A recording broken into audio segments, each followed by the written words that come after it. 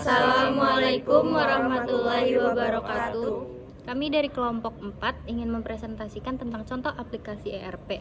Di sini ada saya sendiri, Alia Sofiana Asyifa, Majestin Amadienta, Naura Cahyakanti, Muhammad Fahri Afif, dan Muhammad Renaga. Pertama, saya akan menjelaskan tentang pengertian dari ERP. ERP itu merupakan suatu model sistem informasi yang memungkinkan organisasi untuk mengotomasi dan mengintegrasikan proses bisnis utamanya. Pada dasarnya semua sistem ERP adalah produk komersial.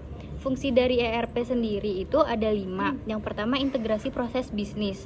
Integrasi proses bisnis itu untuk mengintegrasikan berbagai fungsi bisnis seperti keuangan, manajemen persediaan, produksi, pemasaran, dan lainnya.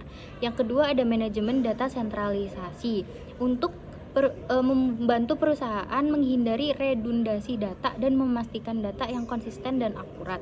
Yang ketiga, ada otomatisasi proses. Otomatisasi proses itu untuk menghemat waktu dan sumber daya yang diperlukan. Yang terakhir, ada manajemen persediaan. Manajemen persediaan itu untuk membantu perusahaan mengelola persediaan mereka dengan efisien. Selanjutnya, ada kekurangan dan kelebihan dari ERP. Yang pertama, kelebihan ERP. ERP mengintegrasikan semua fungsi bisnis dalam satu sistem, sehingga data dan proses dapat berjalan dengan lebih efisien dan terkoordinasi. ERP menciptakan pusat data tunggal yang menghindari redundansi data dan memastikan konsistensi data di seluruh organisasi. Selanjutnya, ERP juga mengotomatiskan banyak tugas dan proses bisnis yang dapat menghemat waktu dan sumber daya, serta mengurangi kesalahan manusia. Selanjutnya, peningkatan efisiensi. Dengan otomatisasi dan integrasi, perusahaan dapat bekerja lebih efisien dan merespon perubahan pasar dengan lebih cepat. Dan yang terakhir, manajemen persediaan yang lebih baik. ERP membantu dalam mengoptimalkan persediaan, mengurangi biaya persediaan berlebih, dan menghindari kekurangan stok. Selanjutnya juga ada kekurangannya.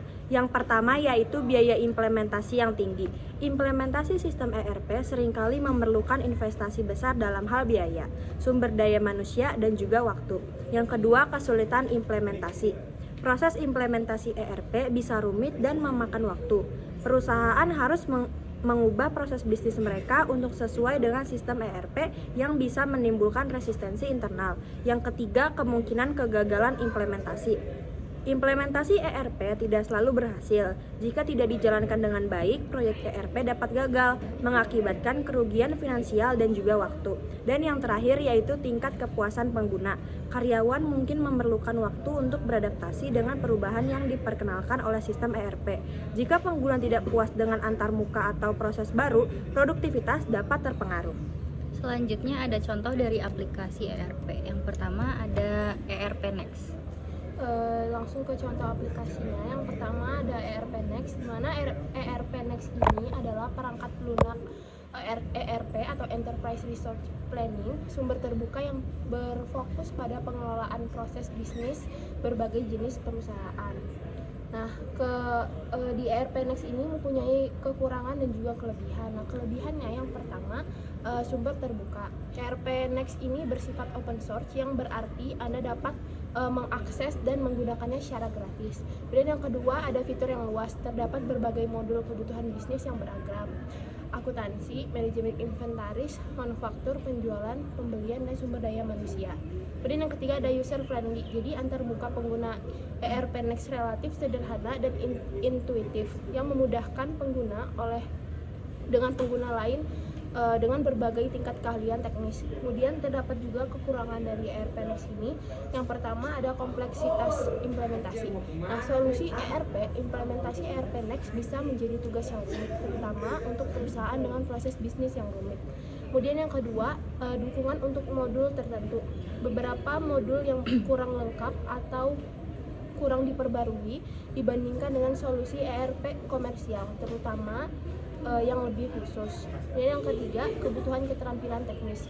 Meskipun ERP Next memiliki antarmuka yang ramah pengguna, mengkustomisasi atau mengelola implementasi memerlukan pengetahuan teknis tertentu. Kemudian ada penggunaan dari ERP Next. ERP Next dapat digunakan untuk berbagai jenis bisnis termasuk tidak terbatas.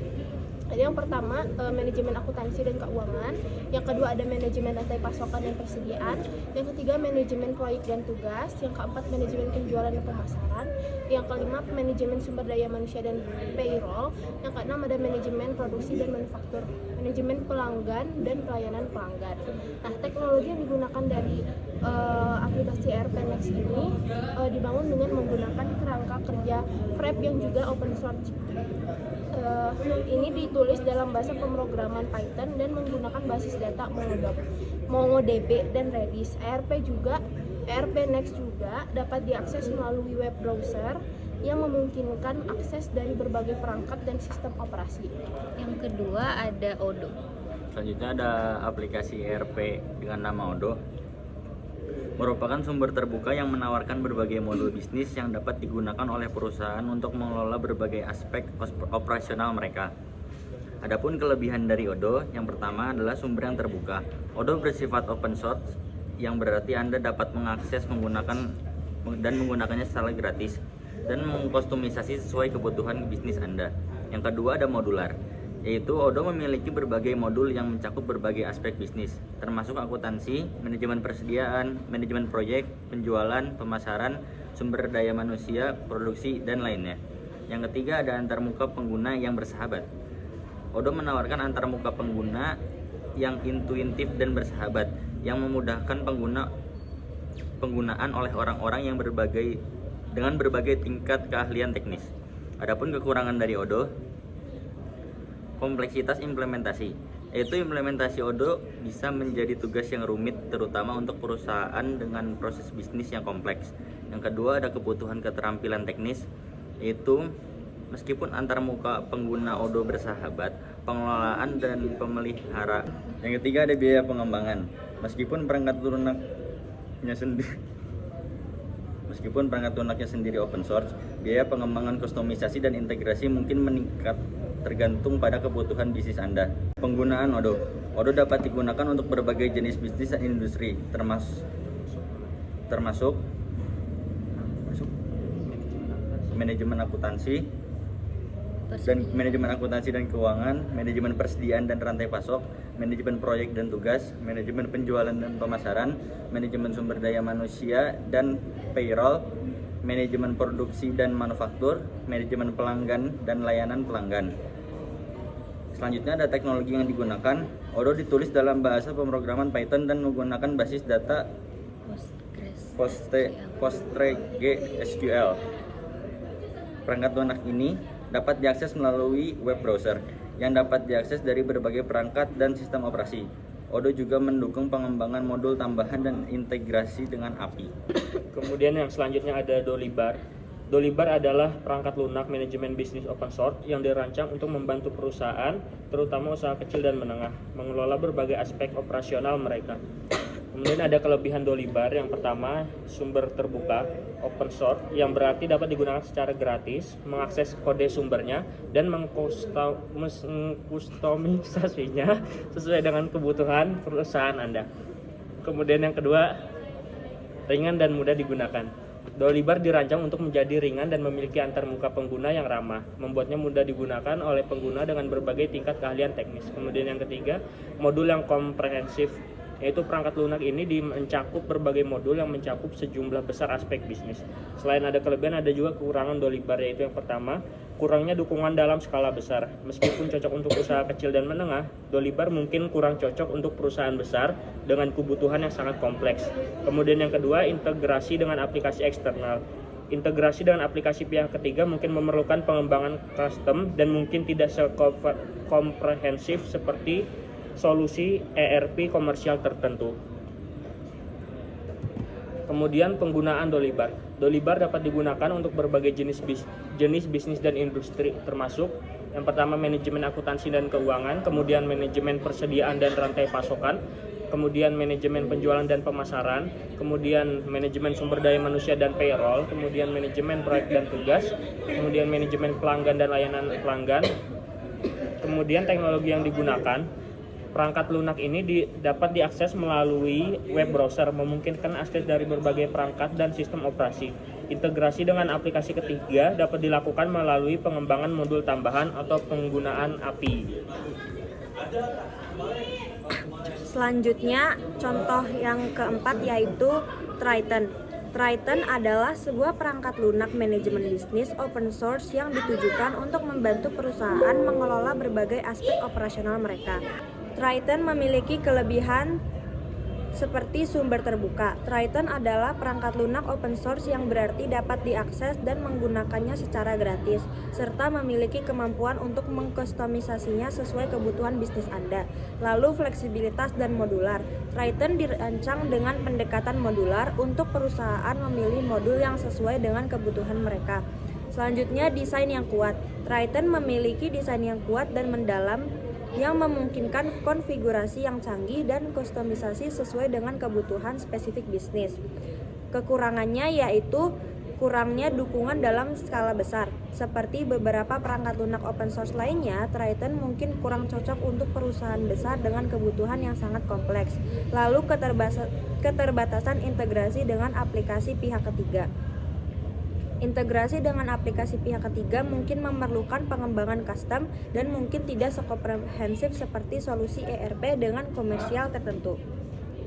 Pengguna Triton. Triton dapat digunakan untuk berbagai jenis bisnis dan industri seperti manajemen akuntansi dan keuangan, manajemen persediaan dan rantai pasokan, manajemen penjualan dan pemasaran, manajemen proyek dan tugas, dan manajemen pelanggan dan layanan pelanggan.